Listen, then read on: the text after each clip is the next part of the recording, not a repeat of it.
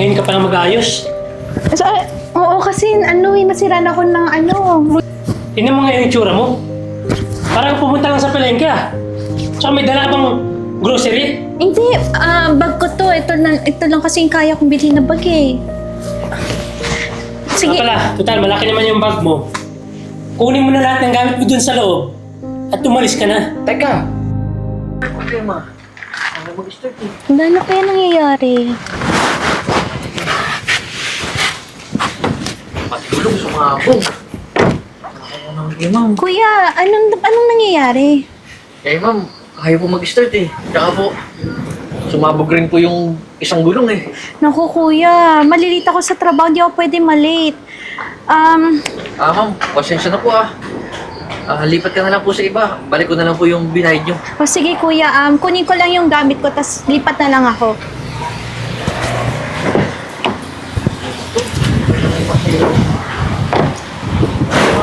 Kuya, pwedeng i-transfer mo sa akin yun, kasi wala din akong pera eh. Waitress lang ako. Sige po ma'am, send ko na lang po. Sige po, Eh, di ba, Gcash rin naman po yung binayad mo? yes po, sige po kuya. Sige, send ko na lang din. Okay, ito po yung number ko, 09 Sige po. 17 987 Sige po. 6543. Ma'am, ito ba? Ayan, sige kuya, na lang, send. Ma'am, okay na po. Patingin. Ayan, thank you so much kuya. Sige po ha. ma'am, pasensya na po. Okay po.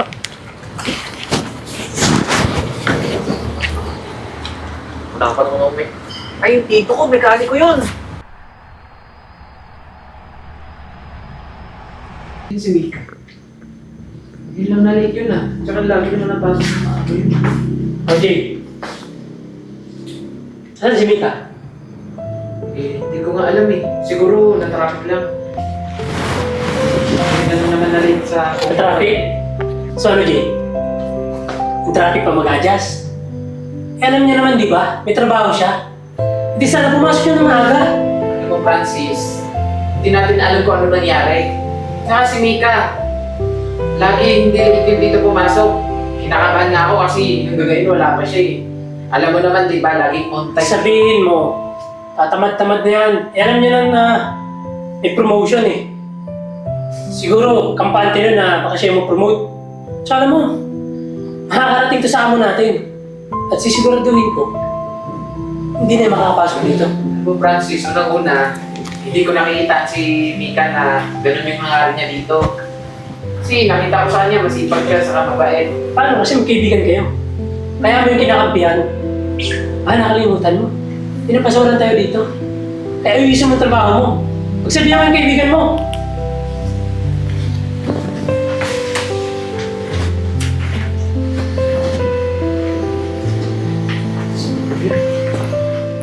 Nakaalala na ako sa kaibigan ko.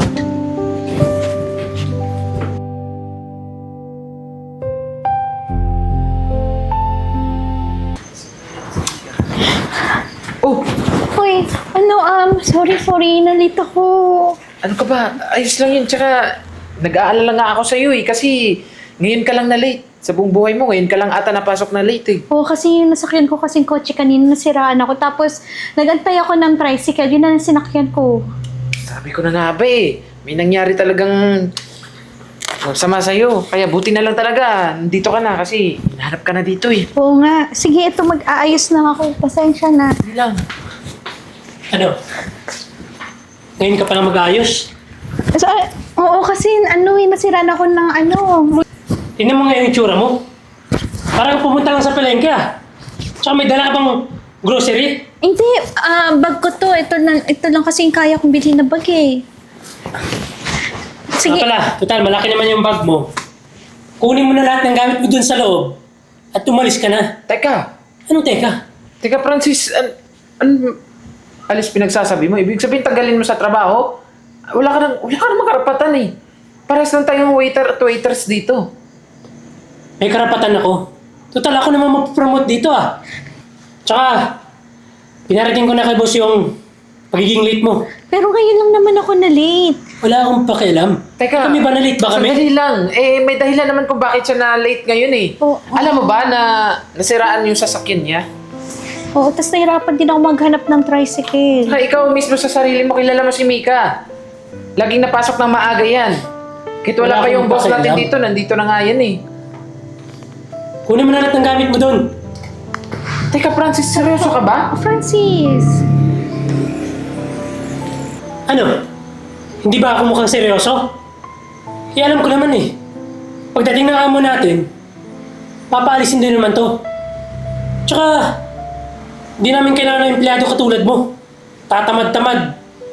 Ginagawa ko naman maayos yung trabaho. Nalit lang naman ako ngayon lang. Na ganyan. Sabihin mo, kampante ka na. Kasi akala mo sa sarili mo, mapopromote ka. Tapos ngayon, igpitin mo na lahat ng gamit mo at umalis ka na. Sandali nga, hindi naman ganyan yung nakikita ko kay Mika eh. Dito sa ating lahat, alam natin na si Mika yung may maayos na record dito sa restaurant. Lalong-lalo na. Siya yung nakikitaan ko na ma-promote dito sa resto. Hindi ikaw. Ganun ba? Sige, magkampihan kayo. Kaya ikaw, humanda ka. Pag ako ang na-promote, ikaw naman yung susunod. Bakit? Papatanggalin kita dito. Ano ba nakikita mo sa sarili mo para ikaw yung ma-promote? Masipag ako. At kahit kailan, hindi ako na-late. Yung mga kagaya nyo. Ang papangit nyo na nga. Ang pangit nyo pa magtrabaho. Ba nang unang beses na late ka naman? Mukhang seryoso siya. Nasabi niya na daw sa boss natin eh. Anong balak mo ngayon? Wala. Siyempre, ano naman kakayahan ko? Kung sinabi na ng boss din natin na mag-ayos na ako, wala Hindi nang pa naman tayo magagawa. sure na yun talaga yung sabi ng boss eh. So, anong gagawin mo? Sige, tatry ayusin ko muna yung mga gamit. Baka kasi totoo din. Baka mamaya din biglang dumating na rin yung boss natin. Sige. Sige.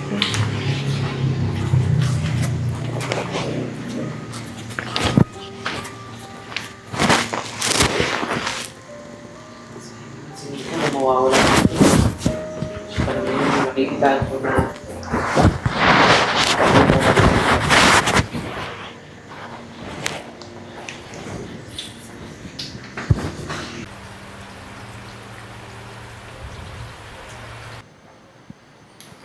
Ay, talagang babae niya.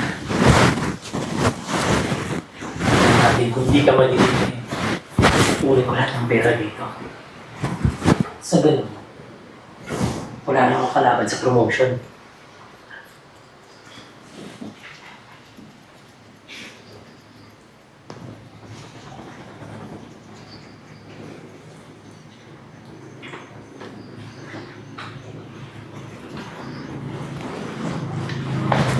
Oh, Francis. Good morning, sir.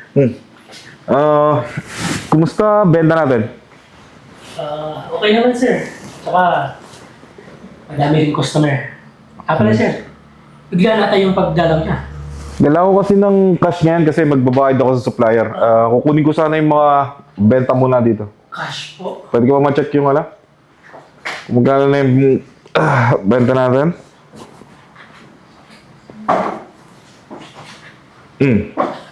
Pwede na to. Medyo malaki-laki na rin to. Pandagdag ko na rin to. Kunin ko muna ah. Sige po, sir. Ano, gawa na lang ako ng acknowledgement. Teka lang, sir. Ngayon na po, kasi may parating tayo na ano eh. Supplier. Kailangan ko eh. Kasi sarado pa doon sa bangko eh. Kailangan kong maaga ang ano. Makapunta rin bukas. Sigurado kayo, sir? Sige po, sir. Kunin niyo po. Teka lang, bakit parang... Ano ba nangyayari? Parang aligaga ka na ewan na. Hindi ko maintindihan. Wala po, sir. Biglaan kasi yung pagdating niyo eh. Parang bago ng bago. So... Vibes... Oh! Asan yung cash nito? Ano, sir? Asan yung benta? Kanina, sir, nakita ko nandyan lang eh. Ano nandyan eh? Barya lang yung mga nandito, pansukli lang to. Asan yung mga nasa ilalim, yung buo? Akala ko ba, ayan o. Almost 50,000 na itong benta. Sir. Siguro may kumuha din sa kaha. Sino magkukuha niyan? Si Mika, sir. Kasi nakita ko pumunta siya dito eh. Kaya agad tumambay ako dito yun. Pagdating ko dito, umalis agad. Eh di ba, dalawa lang naman kayo ni Mika na pumupunta rito? Yes po, sir. Eh, balita ko kasi nakakala ng pera yun eh. Hi sir. O, Oh. sir. Magpapaalam na po. Magpapaalam. Eh, sabi ni Francis, pumunta ka raw dito. Nawawala yung benta, oh. Sir, hindi pa ako pumunta dyan. Pati sabi niya po, pinapagisin na rin po ko eh. Anong hindi? Eh, nakita kita galing ka dito ah. Tsaka tingnan mo, sir, oh, may dalang gamit. Ay, Ako, tatakas na yan, sir. hindi sir. Kasi nalit po ako kanina. Tapos sabi niya daw po na hindi po pwede malate. Kaya pinakuha niya na po lahat ng gamit ko. Tapos sabi niya daw po, paalisin na po ako. Teka lang, naguguluhan ako eh. Ano ba talaga yung totoo? Sir, alam ko po kung ano yung totoo. Kaya po may dalang gamit si Mika. Kasi pinapaalis na po siya dito ni Francis, sir. Tinanggalan niya po siya ng trabaho. Kasi yun po daw yung sabi ninyo. Eh, pumasok po kasi kanina na late si Mika, sir eh. May rason naman po siya kung bakit siya na late. Kasi nasiraan po yung sinasakyan niya. Eh ngayon po, ang sabi ni Francis, pinapasabi daw po ninyo na tatanggalin niyo daw po siya. Kaya po siya may dalang gamit ngayon. Teka lang, sir. Teka lang. Wala mo akong sinasabi, Francis. Ano to, Francis? Naguguluhan ako eh. Yes, sir. Lilinawin ko lang po ah. Kasi nakita ko medyo mabagal siya sa trabaho eh. Tsaka, sir, lagi naman talagang late yan eh. Eh, sir, ayaw ko kasi na may istorbo kayo kaya Sir, na lang po nagpatanggap. walang galang na po. Pero ako po yung patunay na hindi po totoo yung mga sinasabi niya. Kasi lagi pong pumapasok ng maaga dito si Mika. At isa pa, sir. Meron pa akong ire-report sa inyo. Tingnan niyo po sa CCTV, sir. Kitang-kita ko po kung paano kinuha ni Francis yung pera dyan sa kaha.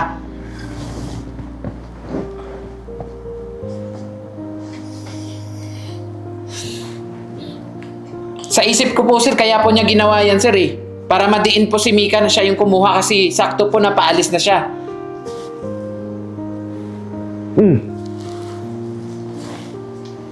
Ikaw to, di ba? Hindi, sir. Eh, bakit, sir? Ako lang ba nakaitim dito? Ito nakaitim, may ikaw yan. Ang laki-laki ng camera. Ayan oh! Eh, sir. Ba't naman naglagay kayo na hindi ko alam? Bakit ko naman sasabihin sa inyo? So, ibig sabihin, ikaw nga gumawa nito? Ikaw yan, oh? Eh, sir. Ano ba yung purpose mo? Bakit ginagawa mo to? Dahil sa promotion, sir. Opo, pinagpipilitan niya po na siya na daw po yung mapopromote. Kasi sir, alam naman po natin, di ba sir, na mataas po yung ratings ni Mika dito sa resto. Alam nating lahat na siya yung may pinakamagandang performance. Kaya ang gusto ni Francis na mapatalsik dito si Mika. Para sa ganun eh, siya yung ipopromote. Alam mo, Francis, sayang. Ang totoo niyan, dalawa kayo ni Mika na ipopromote ko sana. Ikaw doon sa kabilang branch. Ano ito ginawa mo? Dahil sa inggit? Eh, sir. Pasensya na po kayo. Tsaka, pwede ko naman po ibalik yung pera eh. Hindi naman yung pera yung pinag-uusapan natin dito eh. Yung attitude mo. Bakit kailangan mong gawin to? Bakit kailangan mong manira? Eh, akala ko kasi, sir, hindi ako mapopromote. Kasi alam niyo naman na mas nauna ako dito kay Mika. Alam mo, Francis, hindi ko mapapalampas to. Krimentong ginawa mo, kailangan mong pagbayaran to. Huwag mo na rin subukan tumakas. Kasi lalo lang lalala to. Sir naman, pwede natin pag-usapan yan. Tsaka, magbabago na ako, sir. Hindi na. Siguro kailangan mo talaga magtanda. Sinira mo yung tiwala ko eh. Akala ko okay ka. Pag wala ako dito, iba pala yung ginagawa mo.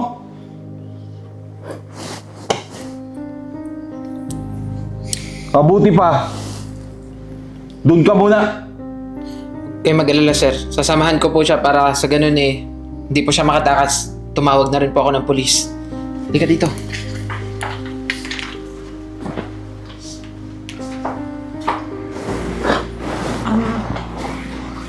Sir, sorry sa nangyari. Siguro ako yung kailangan mag-sorry sa inyo. Kasi lately naging busy ako eh. Hindi ako nagiging hands-on kaya medyo hindi ko na alam yung nangyayari dito. So, pasensya na rin ha. At kalimutan mo na yung sinabi ni Francis. Wala akong sinasabing ganun. Opo, pasensya na rin po, na-late po ako kanina. No, wag mo nang pansinin yan. Okay lang yan. Basta wag lang palagi ha. Hindi mo na ako mahigpit sa ganyan eh. Basta may rason. Sige po sir, mag-ayos na po ako doon. Sandali lang. May nakalimutan ako.